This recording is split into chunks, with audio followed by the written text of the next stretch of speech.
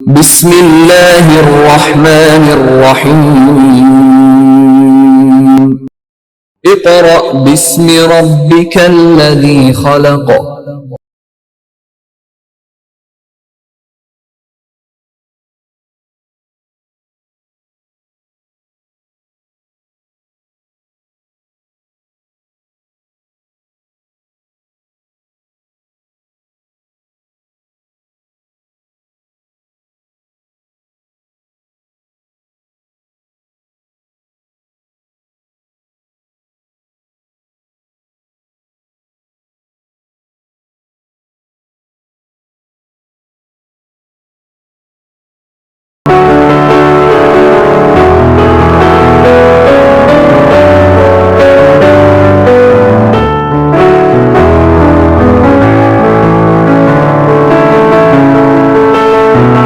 बिस्मिल्लाहिर्रहमानिर्रहीम। Dear students, अस्सलामु अलैकुम। स्टूडेंट्स, जो आर्टिकल आज हम डिस्कस करने जा रहे हैं it is osmosis. And students, ये आपकी बुक के पेज नंबर 70 पर यानी पेज नंबर 70 पर ये आर्टिकल आपको नजर आ जाएगा। आपको याद होगा कि हमने अपने प्रीवियस लेक्चर में फैसिलिटेटेड डिफ्यूजन पर डिस्कशन की थी डिटेल के साथ स्टूडेंट्स, और बेसिकली डिफ्यूजन की डिस्कशन की थी। होपफुली वो टॉपिक्स आपने अभी तक अच्छी तरह रीड आउट करके याद भी कर लिए होंगे। एंड स्टूडेंट्स, आपने प्रॉपरली अपने नोट्स भी कंप्लीट कर लिए होंगे। देखिए, आज का जो हमारा टॉपिक ऑस्मोसिस का है, ये थोड़ा सा स्टूडेंट्स समझने में टर्मिनोलॉजीज के हवाले से डिफरेंट है। डिफरेंट से मुराद कि इस टॉपिक को कॉम्प्लेक्स वे से राइट किया गया है, इसीलिए ऑस्मोसिस की डिस्कशन से पहले हमें कुछ टर्मिनोलॉजीज के बारे में समझना पड़ेगा। और वो टर्मिनोलॉजीज स्टूडेंट्स हमने अपनी 9th क्लास की केमिस्ट्री की बुक के चैप्टर नंबर 6 में भी रीड आउट की हुई है। ठीक है, अगर तो आपने वो चैप्टर पढ़ लिया है तो स्टूडेंट्स आपको फिर ऑस्मोसिस के टॉपिक को समझने में आसानी होगी।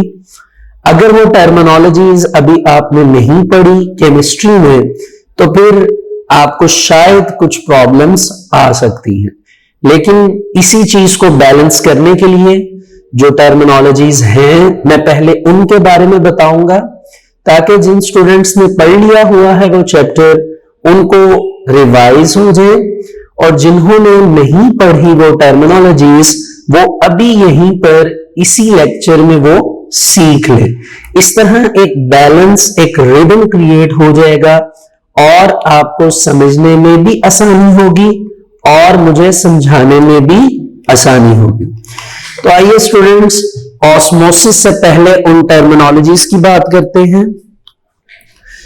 सबसे पहले स्टूडेंट्स, आपको पता होना चाहिए कि अगर आपने एक सॉल्यूशन बनाना है तो सॉल्यूशन बनाने के लिए आपके पास कुछ कंपोनेंट्स होते हैं।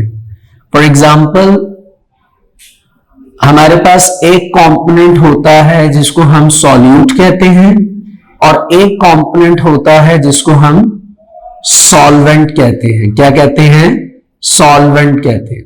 याद रखिए, सॉल्यूट हमेशा लेसर कंसंट्रेशन में होता है किसी भी सॉल्यूशन में, ठीक है, एंड सॉल्वेंट जो है वो हमेशा हाई कंसंट्रेशन में होता है।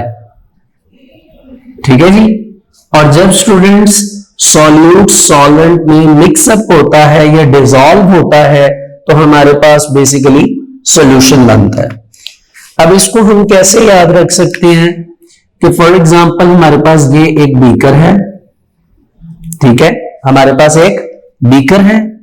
इस बीकर में स्टूडेंट्स हमने यहां तक सारा क्या फिल किया हुआ है? वाटर। क्या चीज फिल की हुई है? वाटर।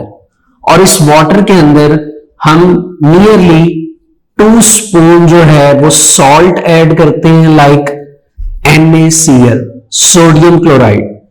अब आप देखिए, आपको नजर आ रहा है स्टूडेंट्स कि वाटर कंसंट्रेशन में हाई है, ज्यादा है। हम कह सकते हैं कि बेसिकली हाई कंसंट्रेशन की एग्जांपल में हम वाटर को ले सकते हैं, ठीक है। और सॉल्यूट कंसंट्रेशन में कम है, यानी लेसर कंसंट्रेशन जो होगी इसमें हम एग्जांपल में सॉल्ट ले सकते हैं, लाइक NaCl। तो आप देख सकते हैं जब आप स्टूडेंट्स इन कंपोनेंट्स को डिसॉल्व करेंगे तो बेसिकली यहां पर आपके पास सोडियम क्लोराइड का यानी नमक का क्या बन जाएगा, सॉल्यूशन बन जाएगा। क्या बन जाएगा, सॉल्यूशन बन जाएगा, ठीक है जी। पहले तो स्टूडेंट्स आपको ये बात पता होनी चाहिए सॉल्यूशन से रिलेटेड। दूसरी बात स्टूडेंट्स, हमारे पास सॉल्यूशंस को हम दो टर्मिनोलॉजीज के हवाले से इनको क्लासिफाइड करते हैं। Number 1 is the dilute solution and जो सेकंड है वो है कंसंट्रेटेड सॉल्यूशन। पहला क्या हो गया जी, डाइल्यूट सॉल्यूशन, एंड सेकंड कौन सा हो गया जी, concentrated solution. Students, dilute solution से मुराद क्या है, ऐसा सॉल्यूशन जिसमें सॉल्वेंट की कंसंट्रेशन ज्यादा हो एज कंपेयर टू सॉल्यूट, यानी सॉल्यूट की कंसंट्रेशन उसमें क्या होगी, कम, ठीक है। तो इस तरह का सॉल्यूशन हमारे पास डाइल्यूट सॉल्यूशन कहलाता है। जैसे हमने अभी ऊपर जिस एग्जांपल की डिस्कशन की, आप कह सकते हैं कि बेसिकली ये एक डाइल्यूट सॉल्यूशन है। लेकिन कंसंट्रेटेड सॉल्यूशन क्या होता है, इसको जरा समझिए। कंसंट्रेटेड सॉल्यूशन जो है वो स्टूडेंट्स डाइल्यूट के ऑपोजिट होगा, यानी ऐसा सॉल्यूशन जिसमें सॉल्वेंट की कंसंट्रेशन कम होगी लेकिन सॉल्यूट की कंसंट्रेशन क्या होगी, ज्यादा। यानी आपके पास जो सॉल्यूट होगा, सॉल्ट होगा, वो कंसंट्रेशन के एतबार से ज्यादा होगा एज कंपेयर टू सॉल्वेंट। तो स्टूडेंट्स, इस तरह का सॉल्यूशन हमारे पास कंसंट्रेटेड सॉल्यूशन कहलाता है। आप ये देख रहे हैं कि जहां जहां भी हमने सॉल्यूशन की बात की, चाहे वो सिंपल सॉल्यूशन है, डाइल्यूट सॉल्यूशन है, कंसंट्रेटेड सॉल्यूशन है, हम जहां पे सॉल्यूट की बात कर रहे हैं यानी सॉल्ट की, वहां पर हम सॉल्वेंट की बात उसके साथ रिलेट करवा रहे हैं, ठीक है। यानी सॉल्वेंट को भी साथ साथ राइट कर रहे हैं। इट मींस दैट ये हमेशा एक दूसरे के साथ एक ही सॉल्यूशन में इनकी बात की जाएगी। लीजिए स्टूडेंट्स, यहां तक कुछ इंपॉर्टेंट बातें डिस्कस हो चुकी हैं, ठीक है। अब हम कुछ हद तक ऑस्मोसिस की डेफिनेशन तक आ सकते हैं। तो ऑस्मोसिस की डेफिनेशन क्या है, कहा जाता है जी, it is the movement of water molecules across semi-permeable membrane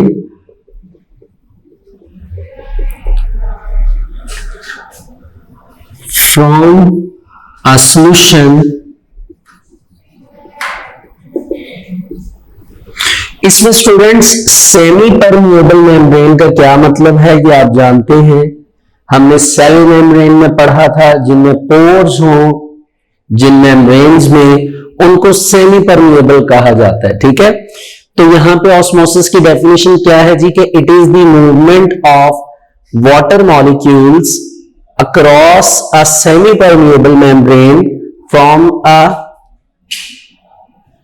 lesser solute concentration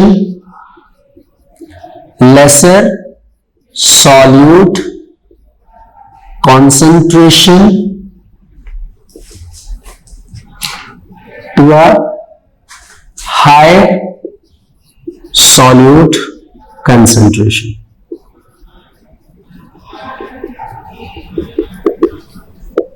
ठीक है, ये आपको स्टूडेंट्स पेज नंबर 70 पर ये डेफिनेशन मिल जाएगी।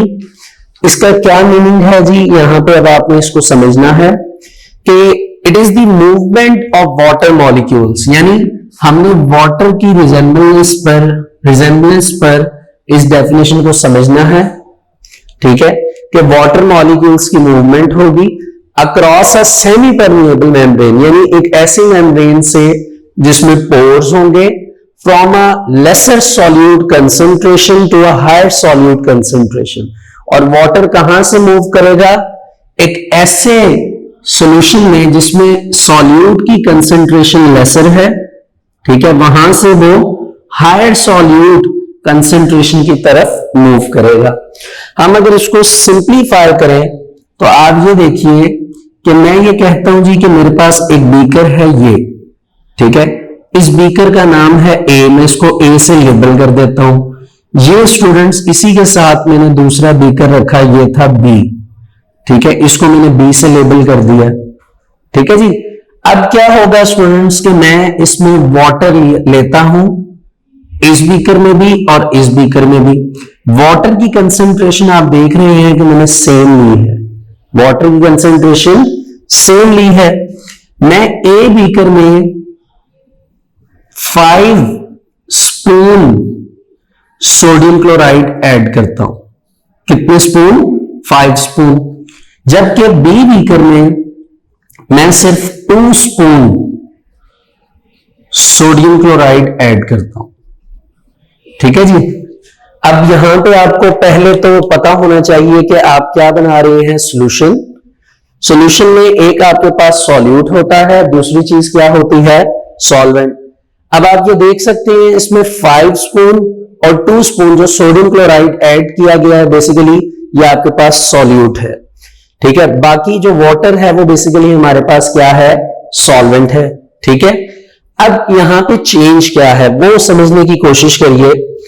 स्टूडेंट्स हमारे पास यहां पे जो ए बीकर है, ये ए बीकर में आप देख सकते हैं कि स्पून जो सोडियम क्लोराइड के हैं वो 5 हैं, नमक की 5 चमचे हैं।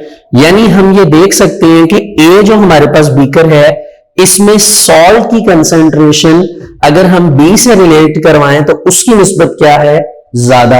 यानी ए बीकर को हम क्या नाम दे सकते हैं, कंसंट्रेटेड बीकर या कंसंट्रेटेड सॉल्यूशन कह सकते हैं जी, कि ए में कंसंट्रेटेड क्या मौजूद, कंसंट्रेटेड क्या बनेगा, सॉल्यूशन बनेगा। जबकि बी में हम देख सकते हैं कि बी बीकर में सोडियम क्लोराइड की कंसंट्रेशन क्या है, कम। अगर हम सॉल्यूट के हवाले से बात करें तो हम ये कह सकते हैं कि बी बीकर में लेसर सॉल्यूट कंसंट्रेशन है, जबकि ए बीकर में हायर सॉल्यूट कंसंट्रेशन है। ठीक है, अब इधर एक चीज जो कॉमन है वो ये कि हमने वाटर तो सेम लिया है। ठीक है, ये आप देख सकते हैं ये वाटर की लाइन सेम है बीच में, यानी सॉल्यूट की बेस पे हमने इसको क्या किया है, डिफरेंशिएट किया है। सॉल्यूट की बेस पे हम ये कहेंगे कि यहां पर हमारे पास कौन सा ज्यादा कंसंट्रेटेड बीकर। ठीक है, अब डेफिनेशन को कंप्लीट करने के लिए, उसके अकॉर्डिंग चलने के लिए हम क्या करेंगे, इन दोनों बीकर्स के दरमियान एक सेमी परमिएबल मेम्ब्रेन लगा देंगे। सेमी परमिएबल मेम्ब्रेन स्टूडेंट्स ये आर्टिफिशियली उर्दू बाजार से भी अब मिल जाती है। ठीक है, आर्टिफिशियल मेम्ब्रेन भी मिल जाती है और इसको आर्टिफिशियल मेम्ब्रेन भी कहा जाता है। लेबोरेटरी में सिंथेसाइज हो सकती है इजीली। अब क्या होगा स्टूडेंट्स, जब हम इन बीकर्स को एक जगह पर मूव करेंगे या आप कह लीजिए इनके दरमियान एक सेमी परमिएबल मेम्ब्रेन को रखेंगे, तो आप ये जानते हैं क्योंकि यहां पर 2 स्पून हैं बी बीकर में, तो यहां पर सॉल्वेंट की कंसंट्रेशन क्या होगी, high as compare to this beaker. तो क्या होगा स्टूडेंट्स कि यहां पे जहां पे सॉल्यूट की कंसंट्रेशन कम है, यानी लेसर सॉल्यूट कंसंट्रेशन जो कि बी वाली साइड थी, यहां से वाटर के मॉलिक्यूल्स जो हैं वो इजीली क्या करेंगे, मूव करेंगे। क्या करेंगे, मूव करेंगे। और वो मूव करके किस साइड पर जाएंगे जी, हाई सॉल्यूट कंसंट्रेशन में। और जिस चीज की मूवमेंट हो रही है वो बेसिकली किसकी हो रही है, वाटर मॉलिक्यूल्स की। तो हम ये कहेंगे कि वाटर मॉलिक्यूल्स का लेसर सॉल्यूट कंसंट्रेशन से हायर सॉल्यूट कंसंट्रेशन की तरफ जाना across the semi permeable membrane, यानी सेमी परमिएबल मेम्ब्रेन वो वे होगा, वो रास्ता होगा, वो पाथ होगा जहां से वाटर के मॉलिक्यूल्स ट्रेवल करके जाएंगे। ठीक है, और फिर हम ये देखते हैं कि इस सॉल्यूशन में एक वक्त के बाद इक्विलिब्रियम आ जाता है। इक्विलिब्रियम किसको कहते हैं स्टूडेंट्स? बेसिकली इक्विलिब्रियम का मतलब एक खास किस्म का बैलेंस जो है वो क्रिएट हो जाता है। ठीक है, इस डायग्राम को अच्छी तरह आपने समझ लिया है। अब अगर आप स्टूडेंट्स वो डायग्राम देखें जो आपकी बुक पे बनी है, पेज नंबर 70 पे बॉटम पर, तो आपको फिर ये बात समझ आएगी। ठीक है, उन्होंने प्रॉपरली जो है वो सॉल्यूट की कंसंट्रेशन को बनाया है, सॉल्वेंट की कंसंट्रेशन को बनाया है। अभी थोड़ा सा हम उस डायग्राम को भी गो थ्रू करेंगे, लेकिन पहले थोड़ी सी एक दो बातें हम यहां पे मजीद समझ लेते हैं। कुछ टर्मिनोलॉजीज मजीद हैं इस डेफिनेशन के बाद जो हमने याद रखनी। ठीक है, फर्स्ट ऑफ ऑल ये ऑस्मोसिस की डेफिनेशन को कंप्लीट करने के साथ ही हमें तीन स्पेसिफिक टर्मिनोलॉजीज का पता होना चाहिए।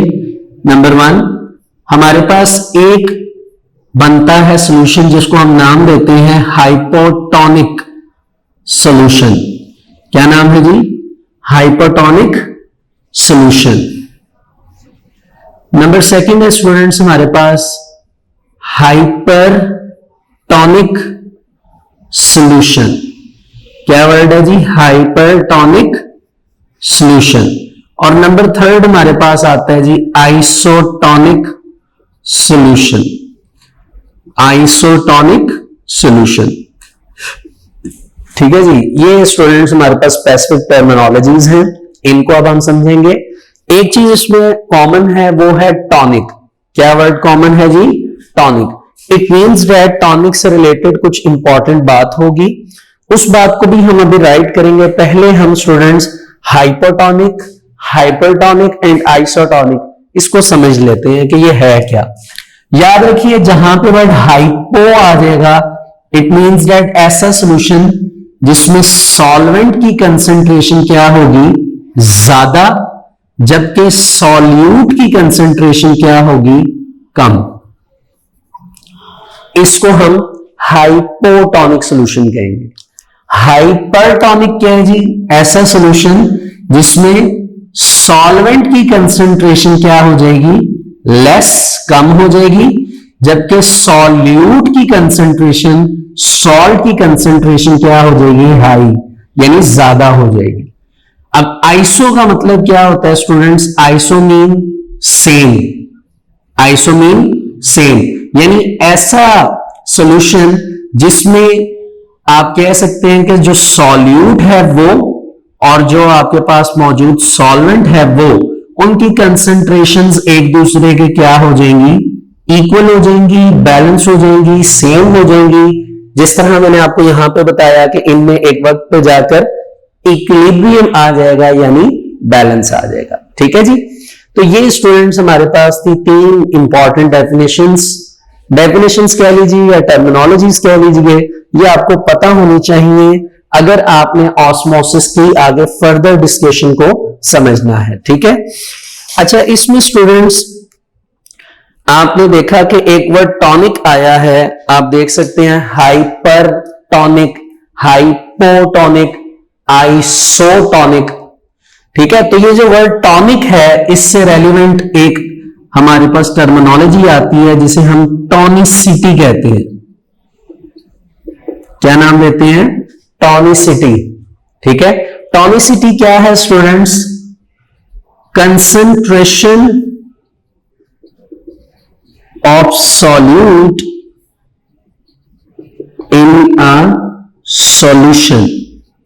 किसी भी सॉल्यूशन में सॉल्यूट की जो कंसंट्रेशन होती है बेसिकली उसको हम टॉनिसिटी का नाम देते हैं। किसका नाम देते हैं जी?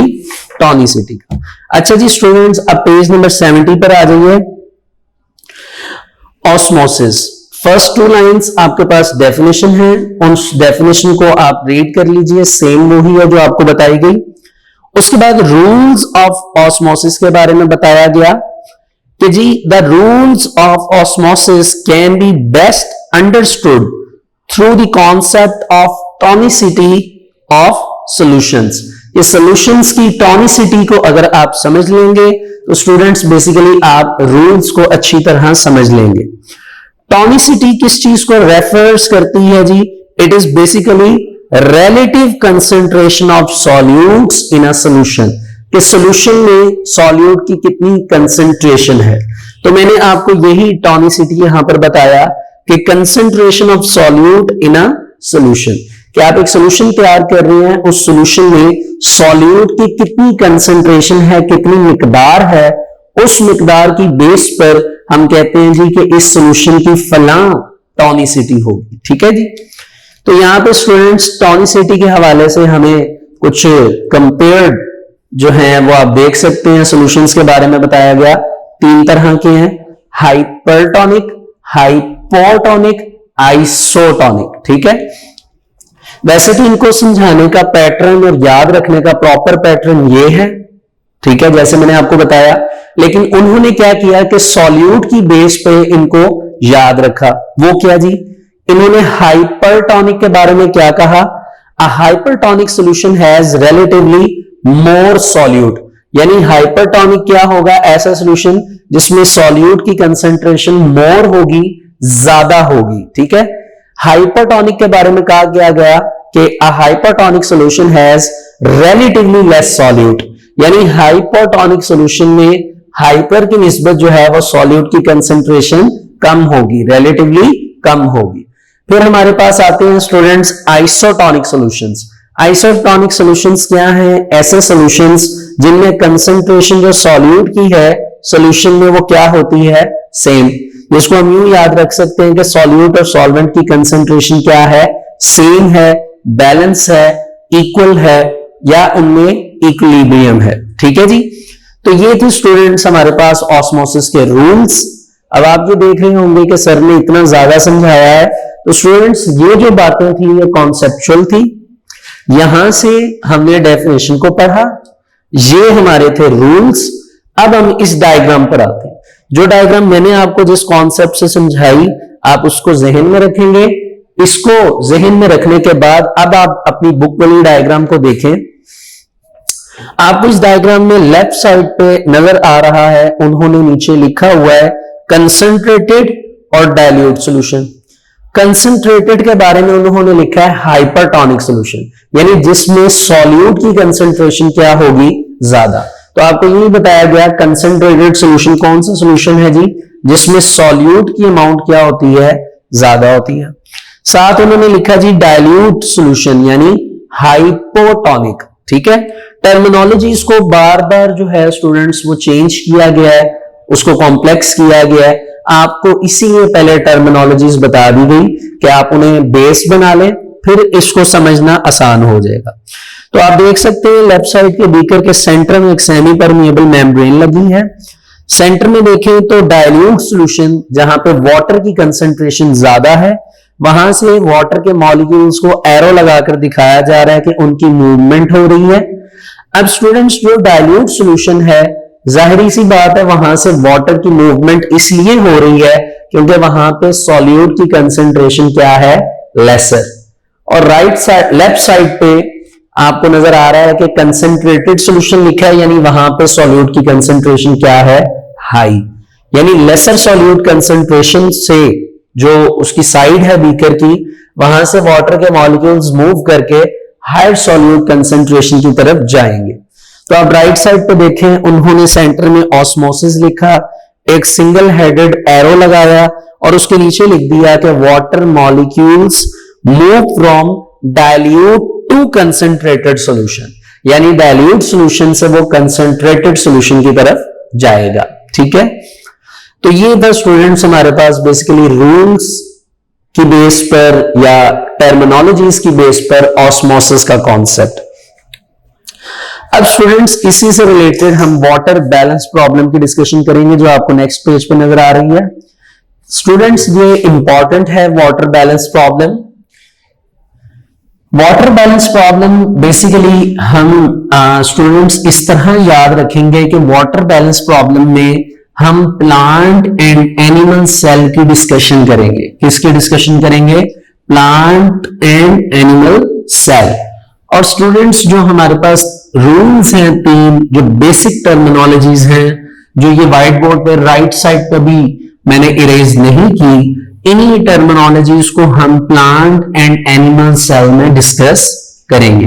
हम देखेंगे कि एनिमल सेल अगर हाइपोटोनिक एनवायरनमेंट में रहता है, हाइपरटोनिक एनवायरनमेंट में रहता है या आइसोटोनिक एनवायरनमेंट में रहता है, तो उसमें क्या चेंजेस आती है। सेम लाइक दैट हम ये चीज प्लांट सेल में भी देखेंगे। तो आइए स्टार्ट करते हैं इसे जी। क्या हेडिंग देंगे हम? Water balance problem.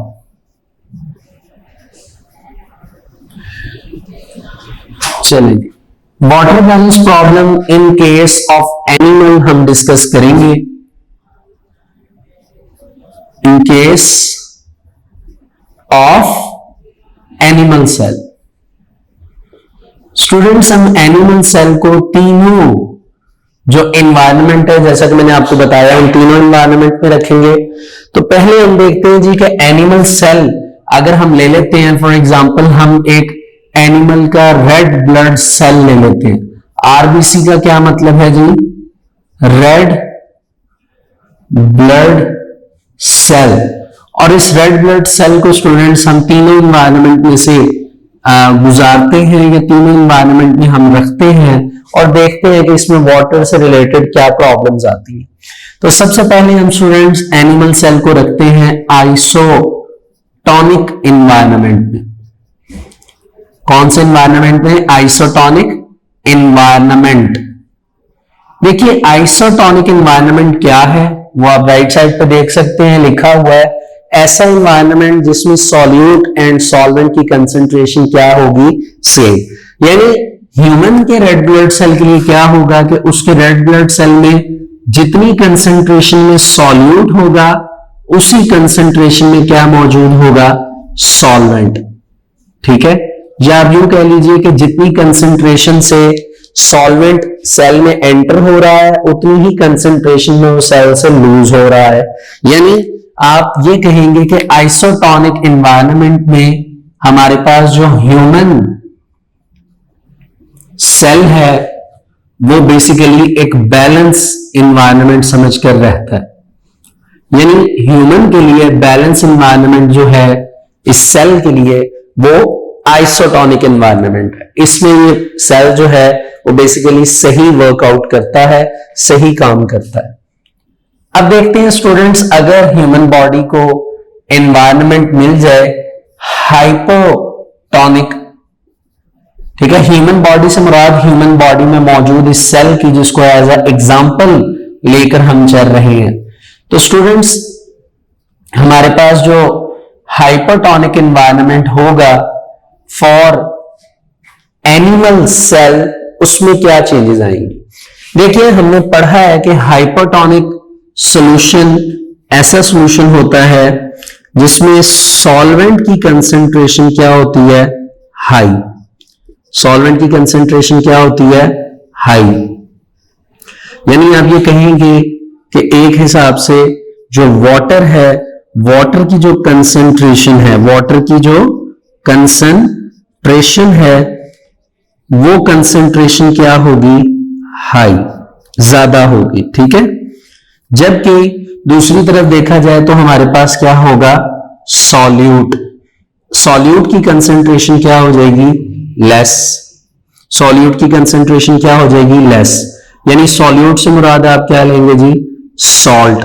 कि जी सॉल्ट जो है, सॉल्ट की जो कंसंट्रेशन है वो कंसंट्रेशन सेल में क्या है? लेस, कम है।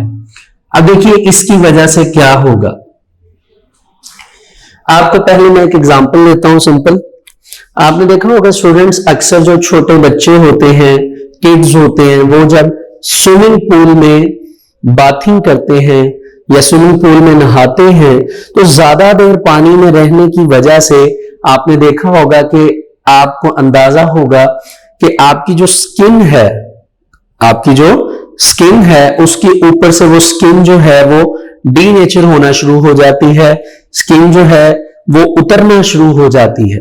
क्यों, क्या रीजन है? रीजन ये है कि students high concentration of water में या सॉल्वेंट में, जिसको हम हाइपरटोनिक एनवायरनमेंट कह रहे हैं, इसमें basically human red blood cell या ह्यूमन जो सेल्स होंगे वो रप्चर्ड होना शुरू हो जाते हैं।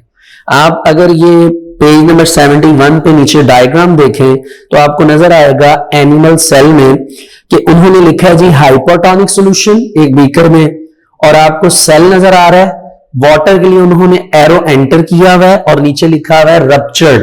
रप्चर्ड का मतलब टूटना कि सेल्स जो हैं वो टूटना शुरू कर देंगे। क्यों? वाटर की कंसंट्रेशन सेल में ज्यादा होगी, सेल जो है वो बैलून टाइप फिल्ड हो जाएगा, जिस तरह हवा नहीं भरी जाती बैलून में वैसे, ठीक है, गुब्बारे में, तो ये फिल्ड हो जाएगा, अच्छी तरह वाटर के साथ भर जाएगा भरपूर तरीके से, और इसकी तमाम ऑर्गेनेल्स पे बहुत ज्यादा इफेक्ट होगा, जिसकी वजह से आपका सेल रप्चर्ड हो जाएगा, टूट जाएगा। तो हम ये कहते हैं कि हाइपरटोनिक एनवायरनमेंट में जो ह्यूमन सेल है या एनिमल सेल की हम बात करें तो वो बेसिकली क्या हो जाता है? रप्चर्ड। रप्चर्ड का मतलब टूटना, कि वो सेल क्या हो जाते हैं? टूट जाते हैं। ठीक है, चलिए इसको पहले यहां तक रीड कर लेते हैं, साथ साथ रीडिंग करना जरूरी है।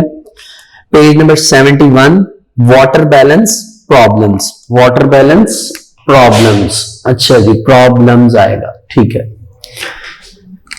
When an animal cell, जब एक animal cell such as red blood cell is placed in an isotonic solution, जब उसको isotonic solution में रखा जाएगा, the cell volume remains constant, उसका जो वॉल्यूम है, उसका जो हुजम है वो कांस्टेंट रहेगा, because the rate at which water is entering, जिस रेट से वाटर एंटर हो रहा है in cell is equal to the rate at which it is moving out, यानी जिस रेट से वाटर एंटर हो रहा है उसी रेट से वाटर जो है वो एक्सपेल हो रहा है, निकल रहा है, रिलीज हो रहा है।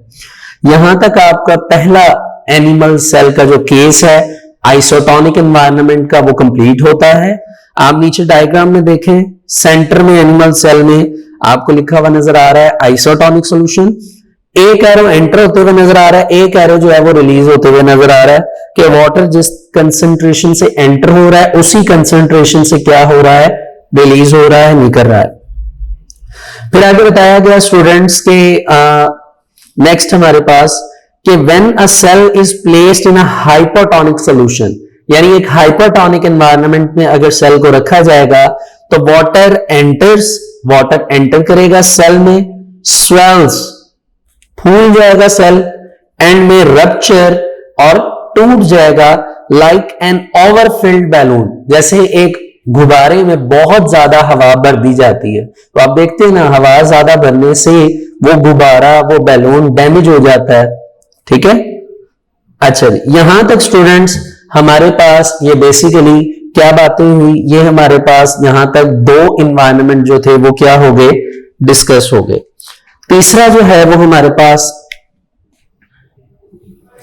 तीसरा एनवायरनमेंट आ जाएगा। अगर ये हाइपरटोनिक था तो थर्ड वन कौन सा होगा जी? Hypertonic environment. काफी हद तक स्टूडेंट्स अब आपको ये जो टर्मिनोलॉजीज हैं जिनको रूल्स भी कहा गया है, काफी हद तक ये अब समझ आ चुके हैं। ठीक है, हाइपरटोनिक एनवायरनमेंट क्या होगा जी? सिंपल, ऐसा इन्वायरमेंट स्टूडेंट्स जिसमें हम ये कहेंगे कि जो सॉल्यूट है उस सॉल्यूट की जो कंसंट्रेशन है, क्या है? कंसंट्रेशन, वो कंसंट्रेशन क्या होगी? हाई होगी, ज्यादा होगी सॉल्यूट की, जबकि हम ये कहेंगे इसी में, इस तरह के ही सॉल्यूशन में जो सॉल्वेंट है उस सॉल्वेंट की जो कंसंट्रेशन होगी, मिकदार होगी, वो बेसिकली क्या होगी? लेस। क्या होगी? लेस। ठीक है, अब हम इस पे बात करेंगे। कि इसमें क्या चेंजेस आएंगी। देखिए जो हाइपरटोनिक सॉल्यूशन है इसकी वजह से आपके सेल में सॉल्यूट की कंसंट्रेशन बढ़ जाती है। जब सॉल्यूट ज्यादा हो जाएंगे तो वाटर कम हो जाएगा। इसकी वजह से जो चेंजेस आएंगी वो ये होंगे कि आपका सेल श्रिंक कर जाएगा। श्रिंक मींस कि आपके सेल में से वाटर जो है वो जितना भी होगा वो रिलीज हो जाएगा, निकल जाएगा बाहर की तरफ, यानी आपके सेल में से निकल जाएगा, जिसकी वजह से सेल की शेप भी काफी हद तक चेंज हो जाएगी। आप डायग्राम में देख सकते हैं आपका सेल, पहले जो दो डायग्राम्स थी नॉर्मल एंड रप्चर, उसके अलावा आप देखें तो थर्ड वन श्रिंक डायग्राम है, उसमें वाटर को मूव करवाया गया और बताया गया कि ये हाइपरटोनिक सॉल्यूशन है। तो इसके बारे में क्या लिखा गया जी, similarly an animal cell placed in a hypertonic solution, जब एक एनिमल सेल को हाइपरटोनिक सॉल्यूशन में रखा जाता है तो विल लूज वाटर, तो इसमें से वाटर सारा निकल जाता है, and will shrink in size, और साइज में श्रिंक हो जाता है। श्रिंक का अगर आप उर्दू मीनिंग लिखें तो इसका मतलब सुकड़ना भी होता है, सुकड़ना, ठीक है, सुकड़ जाता है। सो इन हाइपरटोनिक एनवायरनमेंट, अब वो हाइपरटोनिक एनवायरनमेंट की एक बात कर रहे हैं, वो कह रहे हैं जिस तरह फ्रेश वाटर है, जो फ्रेश वाटर हम यूज करते हैं, animal cell must have ways to prevent excessive entry of water, ठीक है, प्रिवेंट का मतलब क्या होता है जी, बचाओ। And in hypertonic environment, hypertonic environment से मुराद सी वाटर हम ले सकते हैं, क्योंकि आपको अंदाजा होगा इस चीज में कि सी वाटर को सी वाटर इसलिए कहा जाता है क्योंकि उस वाटर में बेसिकली सॉल्ट्स की कंसंट्रेशन क्या होती है, ज्यादा, ठीक है। They must have ways to prevent excessive loss of water, यानी इसमें वाटर का लॉस बहुत कम होगा। प्रिवेंट यानी उससे बचाव करेगा, क्या करेगा, ऐसे वेज बनाएगा कि प्रिवेंशन हो एक्सेसिव लॉस ऑफ वाटर की, ठीक है। तो ये थे स्टूडेंट्स हमारे पास एनिमल सेल्स की 3 कंडीशंस जिनको हमने डिस्कस किया। अब हम इन्हीं में बात करेंगे वाटर बैलेंस प्रॉब्लम की related to plant cell, related to plant cell, ठीक है।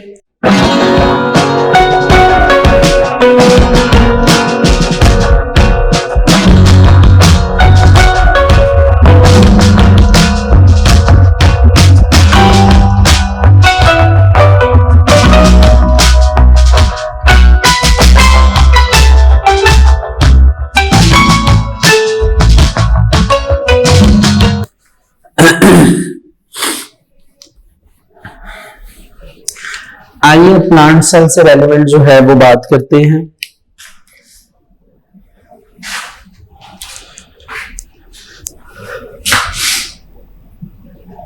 अच्छा जी, अब हम डिस्कस करेंगे students in case of plant cell. देखिए प्लांट सेल को भी हम 3 एनवायरनमेंट से डिस्कस करेंगे, लेकिन हम पहले डिस्कशन करेंगे हाइपोटोनिक एनवायरनमेंट की,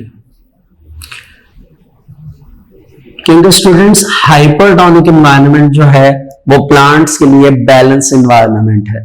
उसकी रीजन क्या है, देखिए एक बात तो आप सबको इस चीज का नॉलेज है कि प्लांट सेल जो है उसके आउटसाइड पर, बाहर वाली सतह पर एक मेम्ब्रेन मौजूद होती है which is called cell wall, ठीक है।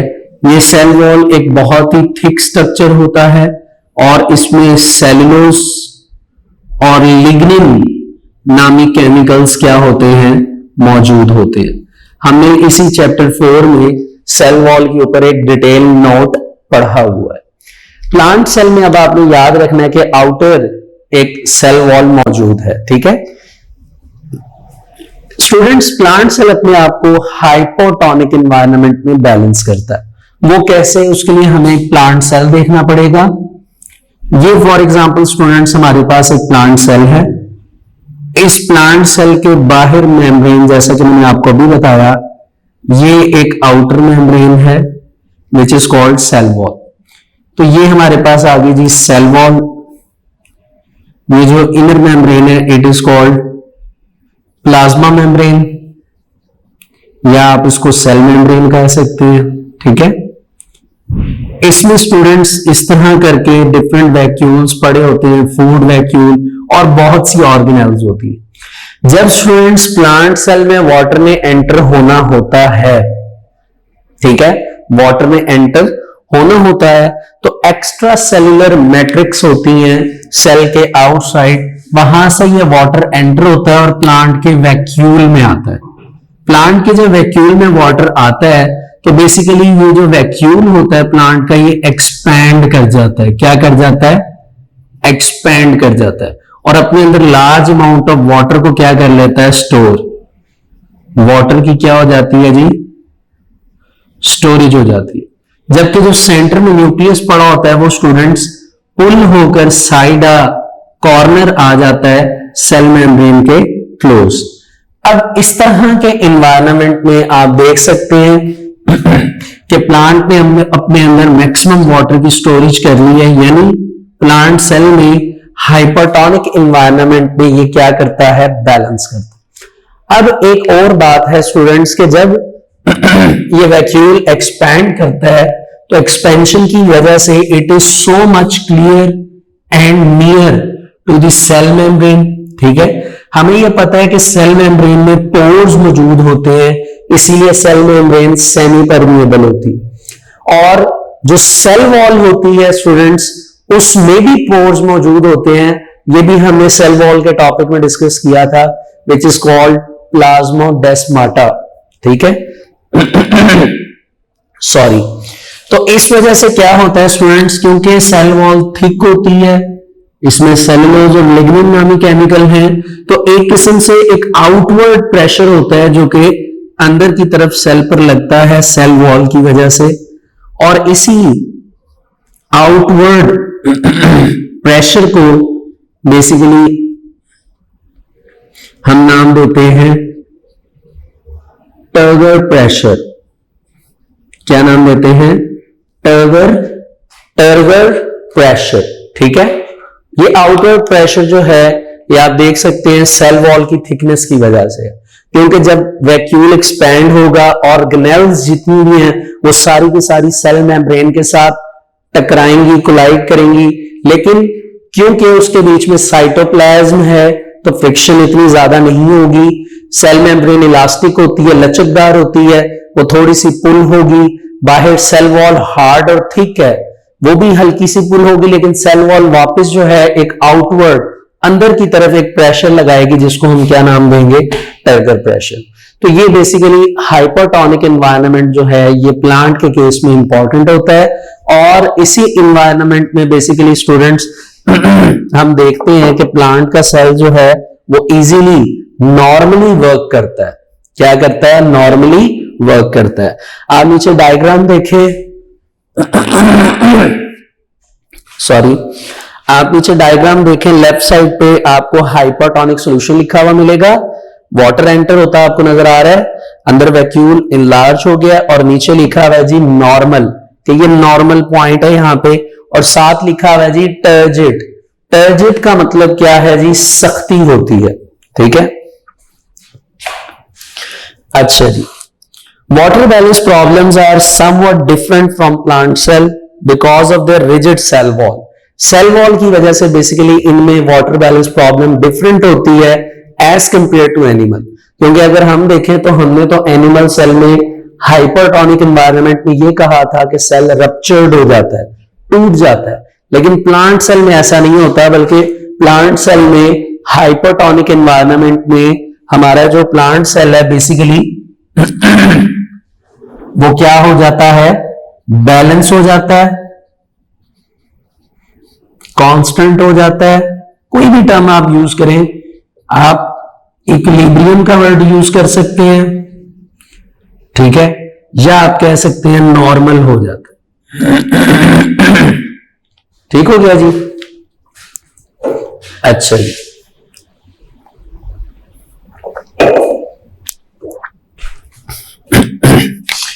ठीक है, ये सारी टर्मिनोलॉजीज हैं, आप इसमें से कोई भी याद रख सकते हैं जो आपके लिए कन्वीनियंट है। आप अगर बैलेंस और कांस्टेंट ही याद रख लें तो ये भी आपके लिए काफी है। ठीक है जी। चलिए स्टूडेंट्स आगे चलते हैं। Most plant cells live in hypotonic environment. बहुत से प्लांट सेल कौन से एनवायरनमेंट में रहते हैं? Hypotonic. That is there is low concentration of solute. जाहिर सी बात है, अगर वो हाइपोटोनिक एनवायरनमेंट में रहेंगे तो सॉल्यूट की कंसंट्रेशन कम हो जाएगी in extra cellular fluids then in cell. ठीक है जी। एज अ रिजल्ट, जिसके नतीजे में water tends to move, water हरकत करेगा first inside the cell and then inside the vacuole. पहले वो वाटर सेल में आएगा और सेल से फिर किस में आएगा? वैक्यूल में आएगा। When vacuole increases in size, जब वैक्यूल अपने साइज में बड़ा होगा, साइटोप्लाज्म क्या करेगा? प्रेस करेगा फिर्मली। फिर्मली कहते हैं जी मजबूती से against the interior of cell wall. जाहिर सी बात है, साइटोप्लाज्म अंदर है सेल मेम्ब्रेन के, यहां पे साइटोप्लाज्म वैक्यूल का साइज बड़ा होगा तो वो प्रेस करेगा सेल मेम्ब्रेन को, और वही प्रेशर जो है कहां तक जाएगा? सेल वॉल तक जाएगा। Which expands a little, जिसकी वजह से थोड़ी सी एक्सपेंशन क्रिएट होगी due to strong cell wall. लेकिन हम जानते हैं हमारी सेल वॉल स्ट्रॉन्ग है क्योंकि उसमें सेलुलोज और लिग्निन नामी केमिकल हैं, ऑर्गेनिक केमिकल हैं। प्लांट सेल जो है डज नॉट रप्चर, वो टूटता नहीं है, बट इंस्टेड बिकम्स रिजिड, बल्कि रिजिड हो जाता है, सख्त हो जाता है। ठीक है। इन दिस कंडीशन, इस हालत में आउटवर्ड प्रेशर जो है on sale wall exerted by inner water, यानी बाहर जो है वो एक प्रेशर लग रहा है, आउटवर्ड प्रेशर, जो बेसिकली अंदर मौजूद वाटर की वजह से क्रिएट हुआ है। It is known as turgor pressure. इसको हम क्या नाम देते हैं? Turgor pressure. And the phenomenon, और इस जो करिश्मा है नेचुरली तौर पे जो हो रहा है, इट इज कॉल्ड टर्गर। इसको क्या कहा जाता है? टर्गर। अब आप स्टूडेंट्स देख सकते हैं कि प्लांट्स के मामले में, प्लांट्स के टॉपिक के हवाले से देखा जाए तो 70% जो बात है वो हाइपरटोनिक एनवायरनमेंट की ही की गई है। ठीक है। बाकी हम इसको बुक पे ही देखते हैं, आप नीचे डायग्राम को देखें। हाइपरटोनिक एनवायरनमेंट और आइसोटोनिक दो एनवायरनमेंट हैं। पहले उन्होंने कहा जी इन आइसोटोनिक एनवायरनमेंट, आइसोटोनिक यानी जितनी कंसंट्रेशन से वाटर सेल में एंटर होगा उतनी कंसंट्रेशन से वो आउट होगा। कहा जा रहा है जी in isotonic environment the net uptaken of water is not enough. Net uptaken का मतलब कि जितना वाटर एंटर हो रहा है सेल के अंदर वैक्यूल में, उतना ही वाटर निकल रहा है, रिलीज हो रहा है, इसको हम कहेंगे नेट अपटेकन। ये इतना काफी नहीं है प्लांट सेल के लिए to make the cell turgid, कि वो सेल को सख्त बना सके। And it is flaccid. Flaccid का मतलब क्या है? नॉट हार्ड, या आप कह सकते हैं नॉट फिर्म, कि मजबूती नहीं आएगी, टर्जिटी नहीं आएगी। ठीक है। और आप नीचे देख सकते हैं, नीचे आपको नजर आ रहा है फ्लैसिड एनवायरनमेंट में वाटर जितनी कंसंट्रेशन से ऐड हो रहा है उतनी कंसंट्रेशन से रिलीज हो रहा है। लेकिन इस मर्तबा ये जो सेल होगा प्लांट सेल, ये फ्लैसिड होगा, इसमें मजबूती नहीं होगी, सख्ती नहीं होगी। ठीक है। क्योंकि इसमें आउटवर्ड प्रेशर जो है वो क्रिएट नहीं हुआ। इन अ हाइपरटोनिक एनवायरनमेंट, अगर एनवायरनमेंट हाइपरटोनिक है, सॉल्ट की कंसंट्रेशन अगर ज्यादा है, तो plant loses water and the cytoplasm shrink. Water सारा लूज कर देगा प्लांट। जब वाटर लूज हो जाएगा तो प्लांट का सेल का जो साइटोप्लाज्म है वो श्रिंक कर जाएगा, टूट जाएगा। इसको हम नाम देते हैं स्टूडेंट्स प्लाज्मोलाइसिस। क्या नाम देते हैं जी? प्लाज्मोलाइसिस, यानी श्रिंकिंग होना। ठीक है। लीजिए स्टूडेंट्स, यहां तक अल्हम्दुलिल्लाह हमारा वाटर बैलेंस जो प्रॉब्लम का टॉपिक था वो हमारा कंप्लीट होता है। ठीक है जी। अभी मैं आपको इसकी मार्किंग करवाता हूं कि आपने इसमें कौन कौन से शॉर्ट एंड लॉन्ग क्वेश्चंस करने हैं। नेक्स्ट पेज पे अगर आप आए तो आपके पास दो छोटे से टॉपिक हैं। पहला opening and closing of stomata, ठीक है, जो कि आपके पास एक हिसाब से छोटा सा टॉपिक है लेकिन इंपॉर्टेंट है। ठीक है। ये जो हमने प्लांट के ऊपर डिटेल में बात की है थोड़ी देर पहले, रेलिवेंट टू सॉल्यूट, उसके हवाले से बेसिकली हमारे पास टॉपिक है opening and closing of stomata. Basically इसका नाम है, जो कि बुक में मेंशन किया गया है, osmosis and guard cells. Basically आप इसके ऊपर लिखेंगे opening and closing of stomata, ठीक है। फिर हमारे पास नीचे एप्लीकेशन नॉलेज आ जाती है अबाउट सेमी परमिएबल मेम्ब्रेन, ठीक है। ऑस्मोसिस एंड गॉड सेल्स की क्या बात है?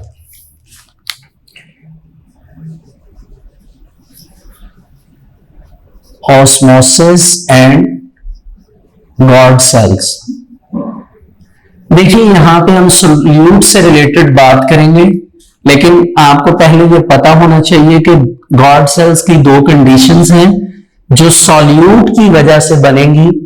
पहली कंडीशन जिसमें आपके पास ये इस तरह गॉड सेल्स मौजूद होते हैं, लेकिन इस मर्तबा आपकी ओपनिंग हुई होती है स्टोमेटा की। स्टोमेटा स्टूडेंट्स वो आप कह लीजिए एक इंपॉर्टेंट पार्ट है आपके सेल के अंदर मौजूद, जहां से तमाम गैसेस एक्सचेंज होता है और जहां से वाटर की मूवमेंट होती है, ठीक है। ये ओपनिंग है स्टोमेटा की, और ये आपके पास स्टोमेटा की क्लोजिंग है। क्लोजिंग से मुराद के ये जो स्टोमेटा है ये क्लोज हो जाता है। सिंपली याद रखा जाए तो कब ओपनिंग होगी और कब क्लोजिंग होगी स्टोमेटा की, तो बेसिकली स्टूडेंट्स ये काम during day time and during night होता है। ओपनिंग जो स्टोमेटा की होती है वो बेसिकली ड्यूरिंग डे टाइम होती है, और जो क्लोजिंग है स्टोमेटा की वो ड्यूरिंग नाइट होती है। अब सवाल ये है कि ये जो बातें हो रही हैं इनमें ऑस्मोसिस का क्या रोल प्ले है।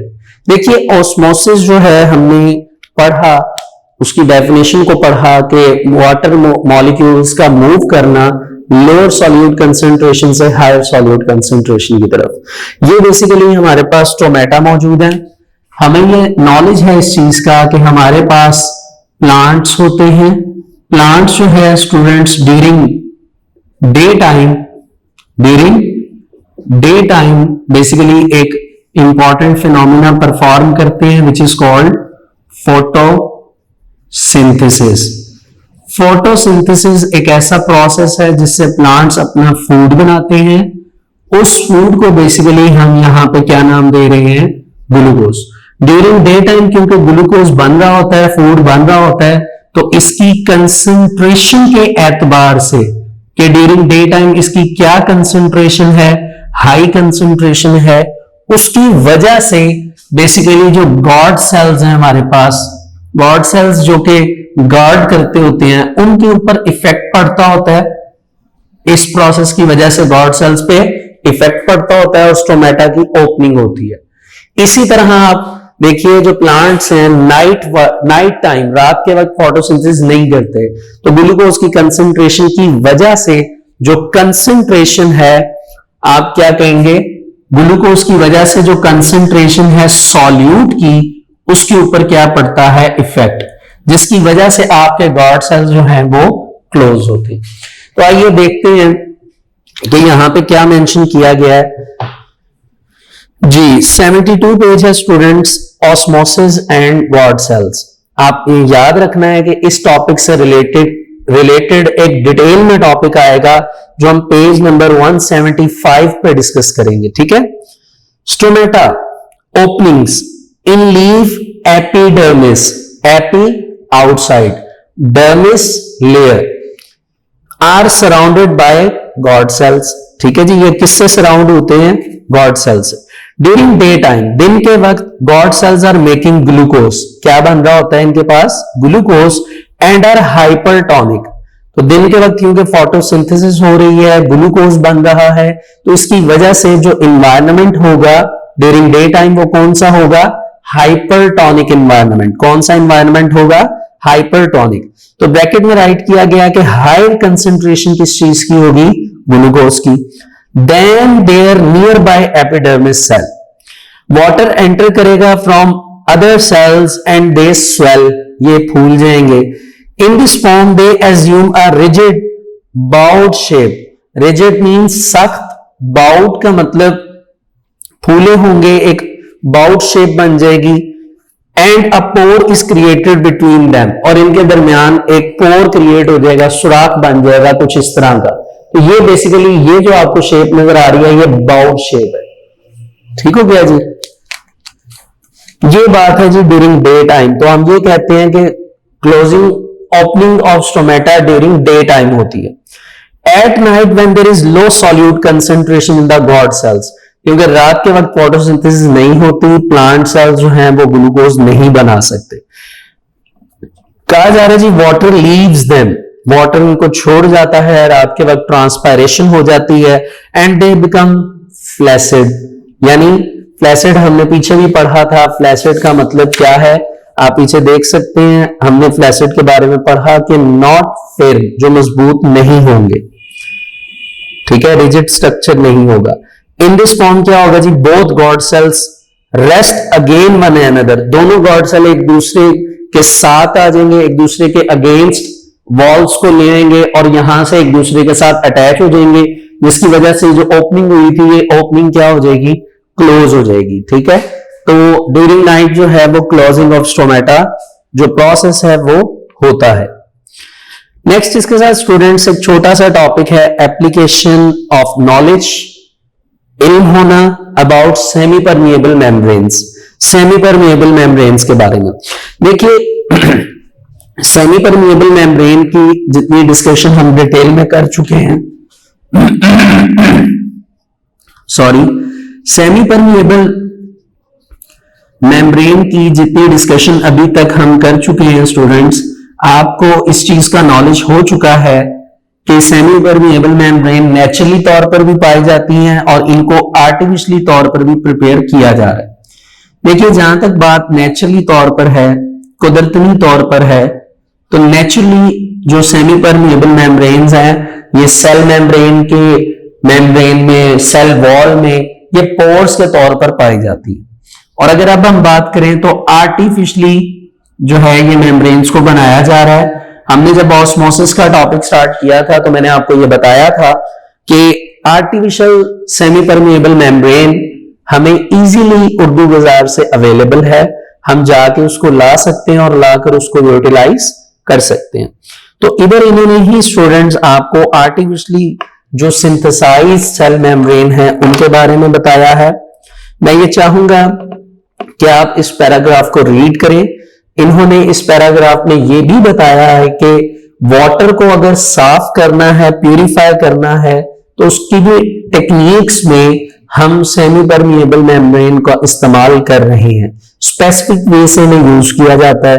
ठीक है, इसी तरह वायरसेस, बैक्टीरिया को एक दूसरे से सेपरेट करने के लिए सेमी परमिएबल मेम्ब्रेन का इस्तेमाल किया जाता है। तो स्टूडेंट्स आप इस पैराग्राफ को अच्छी तरह रीड करेंगे, आप इसको रीड करके according to artificial semi permeable membrane के बारे में सीखेंगे और ये सिर्फ आप रीडिंग की हद तक इसको रखेंगे। इसके अलावा स्टूडेंट्स हमारे पास बेसिकली जो आज हमने टॉपिक पेज नंबर 70 से स्टार्ट किया ऑस्मोसिस का, उसमें स्टूडेंट्स हमारे पास ऑस्मोसिस का शॉर्ट क्वेश्चन आ जाता है जिसमें आप डेफिनेशन राइट करेंगे। उसके बाद आप रूल्स की हेडिंग बनाएंगे और जो 3 नेम्स आपको पेज नंबर 70 पर नजर आ रहे हैं, हाइपरटोनिक, हाइपोटोनिक एंड आइसोटोनिक, आप ये राइट कर देंगे, ऑस्मोसिस का शॉर्ट कंप्लीट हो जाएगा। जहां तक बात स्टूडेंट्स वाटर बैलेंस प्रॉब्लम की है तो ये जहन नशीन कर लीजिए कि water balance problem in the case of animal cell या फिर water balance problem in the case of plant cell, ये आपके पास लॉन्ग क्वेश्चन है। दोनों में से कोई एक लॉन्ग आपको आ सकता है। फर्स्ट पैराग्राफ जो है in the case of animal cell है, second paragraph in the case of plant cell है। ठीक है, इसको आप अच्छी तरह स्टूडेंट्स याद करेंगे प्रॉपर वे से। लॉन्ग क्वेश्चन है। 72 पेज पे जो हमने students osmosis and guard cells का टॉपिक पढ़ा और उसके साथ application of knowledge about semi permeable membrane की डिस्कशन की, आप स्टूडेंट्स इन टॉपिक में से एमसीक्यूज को सेपरेट करेंगे। इनमें से बहुत इंपॉर्टेंट एमसीक्यूज हैं जो आ सकते हैं और ये आपकी ही रिस्पॉन्सिबिलिटी है। सो स्टूडेंट्स, आज का हमारा जो लेक्चर है वो यहां तक कंप्लीट होता है, जिसमें हमने ऑस्मोसिस को डिटेल से डिस्कस किया एंड होपफुली स्टूडेंट्स आपको ऑस्मोसिस अच्छी तरह समझ आ गया होगा। फिर भी अगर आपको कोई प्रॉब्लम है स्टूडेंट्स, कोई भी आपकी क्वेश्चन है, कोई भी आपका क्वेश्चन है जो आप पूछना चाहते हैं, तो मोस्ट वेलकम। इस वीडियो के लास्ट पे आपको एक व्हाट्सएप नंबर प्रोवाइड किया गया है, आप उस मैसेज कर सकते हैं उस नंबर पे, ऑडियो मैसेज या फिर आप टेक्स्ट मैसेज करके अपना जो भी प्रॉब्लम है, जो भी क्वेश्चन है वो आप पूछ सकते हैं। इंशाल्लाह आपको जल्द से जल्द रिप्लाई किया जाएगा। सो स्टूडेंट्स, आज का ये लेक्चर यहां तक ऑस्मोसिस के टॉपिक पर इख्तिताम पजीर होता है। इंशाल्लाह नेक्स्ट लेक्चर में हम फिल्ट्रेशन के साथ एक दफा फिर आपसे मुलाकात करेंगे। अभी तक के लिए हमारा आज का लेक्चर यहां तक कंप्लीट होता है। आज के लिए इजाजत दीजिए। अल्लाह हाफिज।